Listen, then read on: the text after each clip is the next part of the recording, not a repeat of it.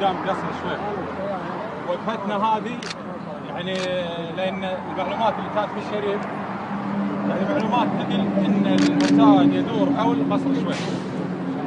ففي ناس قالوا تروحون لجابر المبارك او تروحون مجلس الوزراء، مجلس الوزراء او جابر المبارك يعني شفناهم شخصيتهم المهزوزه الضعيفه اللي ما قدروا حتى يحلون القضيه. والقضيه كلها تدور حول قصر شويخ.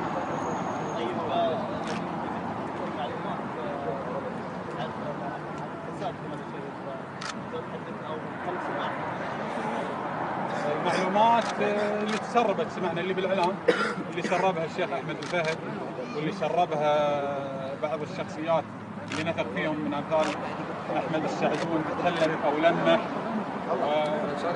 رمزي احمد السعدون يعني نثق فيه ونثق في لما يقول كلام يكون يعني له مصداقيه. معلومات حول الفساد يعني كلها يعني وتعرف انت الممنوع يعني الحين قاعد الحكومه يتصيدون بالمال العكري، يدورون اي شيء اي زله عشان حل القضيه. يعني الشباب هني كل واحد تلقى عليه 10 قضايا 15 قضيه. تسييس القضاء وتسييس الفساد اللي قاعد يصير بالبلد.